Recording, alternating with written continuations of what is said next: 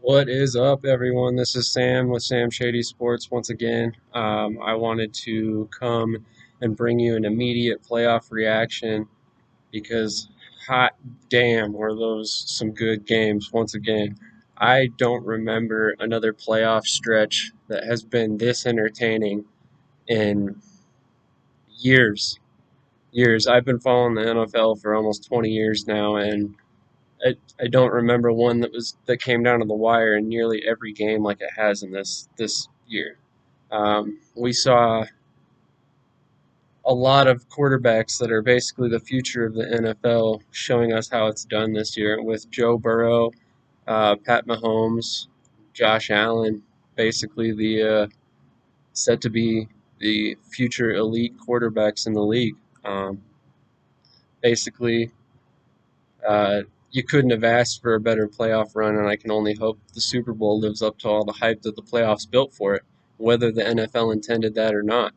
Um, but with that being said, we have our Super Bowl contenders, and it's going to be two of the perennial underdogs in the league, starting with Matt Stafford, who in 12 seasons in Detroit never won a single playoff game, yet finds himself in the Super Bowl in his first season in LA with the Rams. You couldn't have asked for a better run for Stafford, although he at times has looked like he was in over his head. He ended up battling back and making it a successful season after all. There were several times where I thought the Rams were actually going to lose their game, and yet he proved me wrong and went out, won the game for him. There's a reason why he's been in the league for 12 seasons as a starter and why teams considered him elite enough to trade the kind of draft pick compensation the Rams did. Um, Not to mention Jared Goff being shipped off as well. Stafford has rewarded the Rams immediately with their investment, and they couldn't have asked for this to go better. And then on the other side, the Bengals are in the same boat. Zach Taylor couldn't have dreamed that his first job as a head coach would have gone this well in his first two seasons. His first season, as everybody expected, was terrible. He won what, 3 games, I think it was? And then he comes back this season and he's in the Super Bowl behind the strength of a second year quarterback, a wide receiver that nobody wanted him to draft, and then on top of it, a bunch of uh, young defensive players that are proving to be great assets for their team for now and years to come. The Bengals are not only in the Super Bowl this year, but they're built to compete for the next 4 to 5 seasons before they get hit with the cap ramifications of all these stars they've drafted. T. Higgins, Jamar Chase, Joe Burrow. All these guys are still on rookie deals and will be for at least a couple more seasons. They have a very long window to compete in the NFL if they play their cards right. Whereas the Rams are on the other side of things. Their salary cap situation and the veteran roster they have will definitely be eventually have to be dismantled because of salary cap reasons. Um, Les Snead and uh, Sean McVay have been selling the future for years in order to be successful in the present. And it's worked for them. Obviously, they've given up draft picks for Von Miller, Matt Stafford. In the past, there was Brandon Cooks and several other names, and it's worked out for them. But at the same time, at some point, this philosophy is going to have to catch up to them because they're shipping out draft picks 2 and 3 years down the line. Now, I don't know if Snead and McVay are just counting on not being here down the line, but at some point, they're going to have to pay the piper one way or another, whether that means trading stars to recoup draft picks or paying overpriced veterans in order to keep them around because they have nobody else to fill the positions that they've left um, undeveloped and understaffed, basically. Um, but moving on to the next big piece of news from the day is reports are already being circulated that Luke Getsy is the next offensive coordinator for the Chicago Bears under Matt Eberflus. This is a huge hire by Eberflus. I personally think Getsy is one of those coaches that he's been kind of under the radar for many years. And if it weren't for the fact that Aaron Rodgers was so successful over the last few years under Matt LaFleur, this might not have happened. Um, Quite honestly, I fully expected him to either go to Denver under Nathaniel Hackett and try and chase a Super Bowl with Aaron Rodgers there, or stay in Green Bay, where he was most likely going to get an offer from them to stick in the offensive coordinator role as well. Ultimately, he chose to go with Matt Eberflus and develop Justin Fields, which is, in my mind, probably the safer of the three choices, believe it or not. You don't know if Denver's going to get Aaron Rodgers. You don't know if Aaron Rodgers is staying in Green Bay, but you do know Justin Fields is in Chicago for at least the next 3 seasons, if not the next four, if they choose to use the fifth-year option. Um, like I mentioned before with the Bengals, that is an asset. If you can get your quarterback to the point where he is on a rookie contract and surrounded by enough talent that you can lead a playoff run, that is basically the formula for long-term success in the NFL at this point. The way the salary cap is geared, you simply can't invest on both sides of the ball like you used to back in the day, where um, stars simply weren't paid what they are to these days. But uh, that's not nearly the biggest piece of the news for today. The biggest piece of news today, in my mind, is that Josh McDaniels has tentatively agreed on terms for a deal to become the head coach of the Las Vegas Raiders. Um, this came way out of left field. I personally, after the way the Colts job went, never thought he would be moving on from New England. I honestly thought that his intentions were to stay there until Bill Belichick retired and moved on, and Josh McDaniels was just planning on to being his replacement. Similar to the way we watched Mike Holmgren retire and essentially name his successor. I felt that it was basically going to go that way, or that at some point Belichick was going to move into just a front office role, similar to his mentor, Bill Parcells, when he retired from the Jets and eventually was an executive in Miami. Um, Regardless, this is a huge hire for Las Vegas. Anybody who says it isn't is simply just being cynical because of the way that Josh McDaniels has approached things over the past couple seasons. I don't think anybody thought the way he approached that Indianapolis offer was professional. I don't know what happened behind the scenes with him and Robert Kraft and Bill Belichick and what they agreed to and what happened that made him decide to stay, or if there was nothing done by the Patriots at all to keep him. None of us really know. But at the end of the day, he decided to spurn the Colts and return to the Patriots as an offensive coordinator.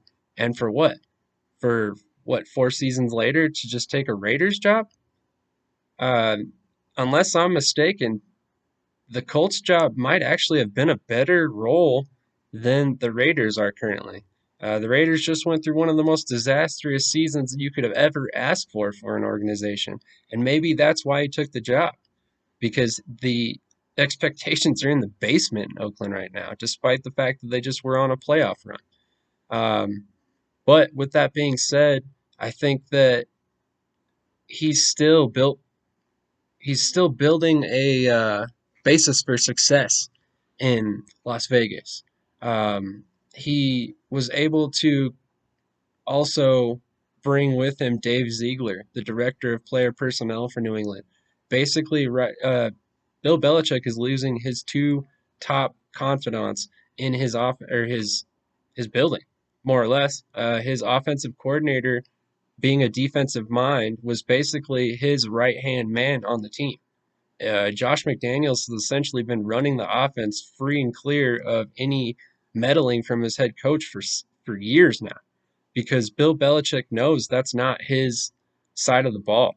And Bill Belichick has enough to worry about being the de facto GM, which is exactly why he brought in and promoted Dave Ziegler over time. Ziegler had offers on the table from Denver, where he worked as a scout way back in 2013 to become a general manager, and he passed on that to go join Bill Belichick, knowing full well that eventually he would end up where he is now. I don't know if that was a good decision or a poor decision. Maybe he's better suited for the position now in Las Vegas than he was back then in 2013 with Denver. Maybe he saw the writing on the wall with the ownership situation and the way things were going and decided it wasn't the place he wanted to be. I'm not really sure what the reasoning was for him turning down a job 8 years ago that he is now accepting with a different team in the same division. It just doesn't make a whole lot of sense to me. On the other hand, that part of it does make sense to me as far as Josh McDaniels. If he was going to go anywhere other than the Patriots, why not play or why not go to the Raiders where you can play the Broncos 2 times a season? The Broncos are the one team that had hired him as a head coach before this, and they fired him less than 2 seasons on the job. That has to still sting to this day. McDaniels has to, at some level, blame them for him not being a head coach right now. And I think that's part of his reasoning when he took the job with the Raiders. That, and I'm sure Mark Davis is throwing a boatload of cash at him and whatever else he wants when it comes to it, whether it's final say over the roster or what have you. Maybe he's getting a long term contract. All I know is that Mark Davis knew he had to knock this hire out of the park. And believe it or not, the Raiders finally made a very smart decision. They went with the football guy. This guy has literally 15 seasons of running an NFL offense and has been regarded as one of the best coordinators in the league during all 15 of them. Granted, a lot of that was because of Tom Brady, but at the same time, there's a reason Tom Brady has been able to be so successful. And it wasn't because he calls plays himself and runs the offense and teaches all his players how to do it. No, it's because he has great coaching around him and always has, whether it was in Tampa Bay or New England. Uh, I don't think anybody can argue that. I don't think Brady himself would argue that. I think he would tell you himself he's been blessed by the coaches that he's been around because they've taught him the right way to play the game and how to be a cerebral quarterback. Um, and I honestly think that McDaniels is looking at the Raiders job and thinking to himself, I can take Carr to the next level. Carr's got that talent as a passer and ability as a veteran quarterback to succeed at this level and to be elite. He's shown it at times. He just needs the coaching staff to point him in the right direction and build a scheme around him that suits his strengths. And rather than trying to fit him into whatever scheme they decide to bring in. Um, I know that Carr was a huge fan of Bisaccia, and I think honestly he did the right thing by throwing his support behind him because Bisaccia was his coach before anybody else was who could have been hired. Well, we're past that point now. McDaniels is now your head coach. And I'm willing to bet that whether it's secretly or publicly, Derek Carr is jumping for joy because he knows that he's getting an offensive guru in his court. And with that being said, it's once again a huge win for the Raiders.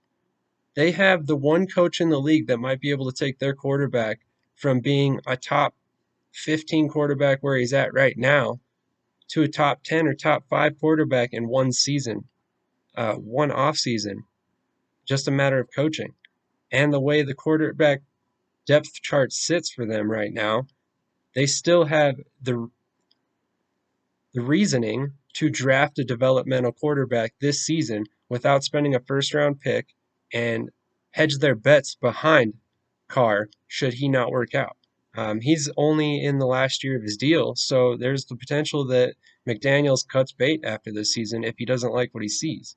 However, I think it's far more likely that with McDaniels there, Carr plays at a level we've never seen him play at before. It would not shock me to see him racking up 300 and 400 yards a game on a regular basis with McDaniels there. And maybe it's because he threw 50 passes in a game and they were 6 yards apiece.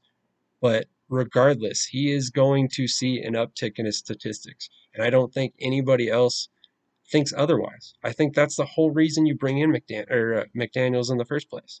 And I think it'll be interesting to see who he brings in to help him. He's got connections around the league to some of the most respected head coaches, or sorry, coaches around the league that could come in as assistants and coordinators. In fact, four names that he is potentially looking at include um, Mike McCoy, his former offensive coordinator in Denver, or Adam Gase, the former offensive coordinator in Denver who replaced McCoy when he left to be the head coach of the Chargers. There's also Chad O'Shea, the current wide receiver coach and passing game coordinator for Cleveland. O'Shea coached in New England for many years as the wide receiver coach, so McDaniels has experience with him as well. And for anybody who doesn't know, Gase was in Denver prior to McDaniels leaving as a wide receiver coach as well. So he has experience with Gase. On the defensive side of the ball, I think there are a couple different guys that make sense. But the first name that I expect him to target is Wink Martindale. Again, he was his defensive coordinator in 2010, and he just became available. You're not fighting anybody for him. He's simply just a free agent coach looking for his next position. You already believed in him enough to make him a coordinator way back in 2010. What would stop you now after he's got 4 more years of coordinator experience with Baltimore? I honestly think he's better suited to run McDaniels' defense now, or a defense for McDaniels now, than he was back then when McDaniels was a first time head coach and Martindale was a first time coordinator. There was no veteran leadership on the coaching staff there. And now both of them are very veteran coaches, and both of them are in a point where they're ready to be leaders on their respective sides of the ball. Um, I think there's an off chance that McDaniels might not actually hire an offensive coordinator. Um, but either way, he'll be calling plays. I would be shocked to see him hand that role to anybody else, even if he thinks that they're the greatest thing since sliced bread. Um, I just don't see it happening. It's his potentially last chance to be a head coach in the NFL. Why would he possibly put that chance in anybody else's hands but his own? Um, Another potential defensive coordinator would be Brian Flores. They coached together in New England again for many seasons, as did Martindale. Flores is a very good coordinator candidate for him, assuming he doesn't get a head coaching position. But there are still several head coaching positions still open that he could potentially be in the running for, including Minnesota and Houston. He's still apparently a finalist in Houston, despite the fact that Jonathan Gannon and Josh McCown are quickly picking up steam, especially McCown. Um, but we'll see how that shakes out. That's going to be another interesting question to answer. But as far as Las Vegas goes, I think McDaniel's big question for 2022 will be how does he feel about Derek Carr? Does he feel that he can take Derek Carr to the next level, like I mentioned before, which I believe he does? Or does he look at him like Gruden seemed to and proceed as non-committal as possible, looking for another quarterback to push him along the way, whether it be a veteran backup like Mariota was, or it's a rookie that he drafts in the draft. Regardless, I think I would expect McDaniels to target a mobile quarterback. I think that's something that he's always wanted to work with, and he finally got his chance in Cam Newton last season. And there's the potential that because of this, he even brings back Marcus Mariota as the backup, and you see more of a implementation, sorry, of Marcus Mariota's run packages like you saw in 2021, where he was running near the in the red zone near the goal line, and he scored a touchdown at one point before he got injured. Um, I think that's a huge question. And for some odd reason, Derek Carr has never quite ascended to that level, despite the fact that he's been in the same position in the same team for many years. Has it been because of coaching changes, scheme changes, constantly learning new offensive coordinators' terminology? I don't really know. He's always kind of perplexed me. He's a great talent. He seems like he knows what he's doing, and he can be a a great quarterback at this level, but he just needs somebody to push him. I think that's really all it is that he just needs to be pushed to that level. He needs to be forced to be elite. He isn't the type of guy that is just gonna study all night and do everything on his own. And maybe I'm wrong about that. I don't really know the guy. I have this weird feeling that McDaniels is going to end up feeling that he thinks Carr is going to be the second coming of Brady, and he's going to keep him around, whether or not he implements Mariota or another quarterback as a backup. Um, I just think that's part of the reason why Las Vegas is hiring him in the first place. They've had Carr around forever. If anybody wants him to work out, it's Las Vegas. Mark Davis obviously is a big fan of Carr. Otherwise, he wouldn't have kept him around for so long. I think he's been there 8 seasons at this point. Um, it just it makes sense for them to move along with Carr and continue to build around him when he's had so much turmoil around him, whether it be coaching staff, players, or what have you. It's just been a mess there in Las Vegas, and I think McDaniels, assuming he's given the time to build it, can bring stability around Carr, and Carr can become the type of player that Brady is or was, depending on if he decides to retire. Um, Ultimately, this whole change has me questioning if McDaniels will be a great head coach. He's always kind of struck me as one of those guys that's a better coordinator than he was a head coach. And granted, I'm biased. I live in Denver, so of course I got to see that mess up close and personal. Um, but at the same time, he seemed to be in over his head. And granted, he was very young then. It's been almost 10 years since it's been over 10 years since he left Denver. But at the same time, what knowledge has he gained that he didn't have before? He spent one season in St. Louis and then went right back to New England where he was prior. Has he really gained anything? Um, he went right back to the same position under the same coach and the same staff around the same guys that he was with before. It just doesn't seem like there could be much progression as a person and as a head coach there. Now, I can't speak on whether or not Denver didn't give him a proper chance to implement the Patriot way in Denver, but I can say that he definitely was not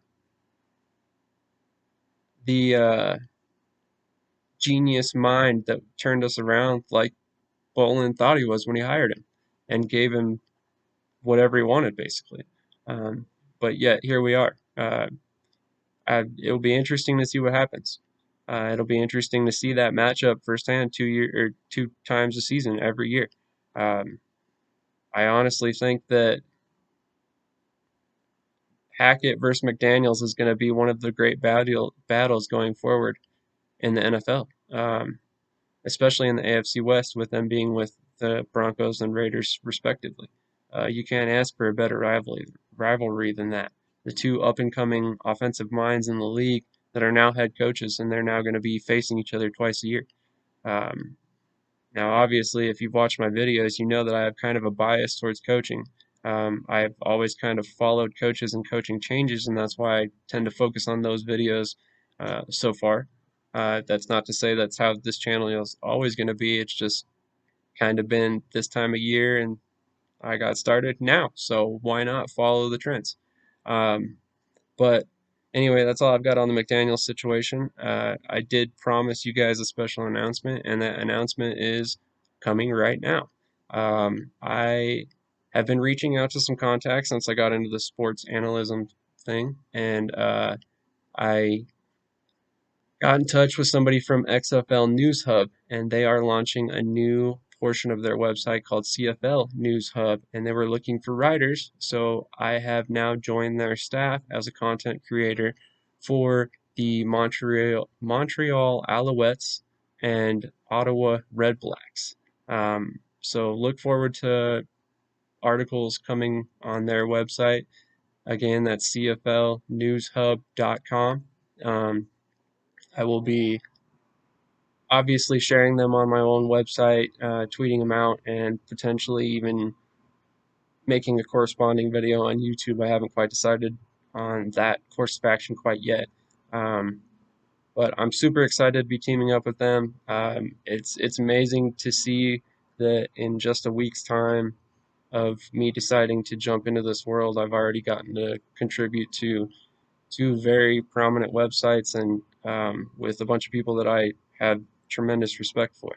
I hope I am able to continue to grow this further and continue to contribute to other great sites down the road. That's the best part of this whole thing is I can continue to do my own thing and have some freedom in who I produce for and when I produce for them. I kind of like that whole aspect of this, and I would like to keep that going. So if anybody else is looking for content creators, whether that's video, writing, or audio on podcast, I am more than happy to hear out whatever you've got going on. I'm obviously very new to this, but if you're willing to teach, I'm willing to learn, and I want to make a career out of this. So let's get big together. Do me a favor, hit me up in the messages if you think you've got an opportunity for me, and I'll do the same to you.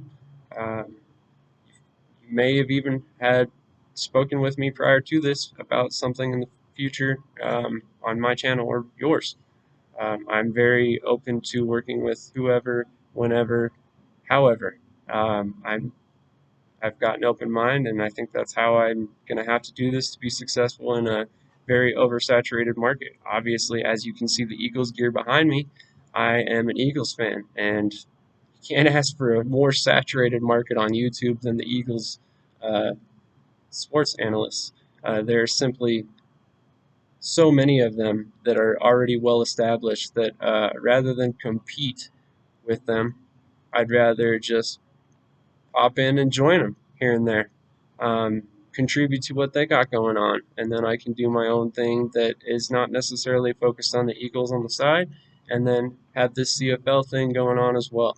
Um, I'm I just love football, man. This is my chance to finally focus on it in a manner that I've always done already, just for my own enjoyment, and now I can share this knowledge that I've always had in my head for you to enjoy, hopefully. So I hope you guys stay tuned. I'm having a lot of fun doing this so far, and I honestly think that I can take this somewhere with your guys' help.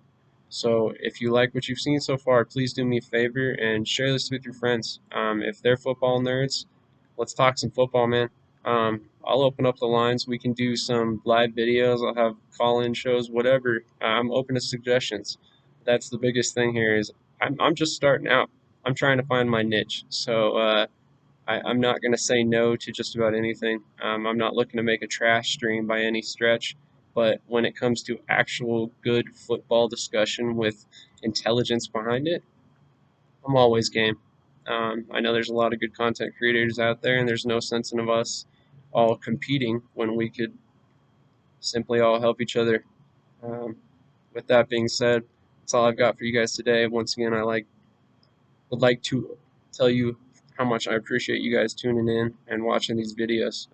Like I said, I've been having a lot of fun doing them, and there's a little bit of an added bonus that my kid thinks it's really cool, and I'm always trying to be cool in his eyes. So I appreciate you guys helping me do that. If there's like I said, if you have suggestions, uh, thoughts, comments, hit me up. Uh, if you like this video, drop a like, subscribe, comment, share. Do everything that you can to help support me because I definitely need it in the beginning here. But once again, thank you for everything. Have a good night.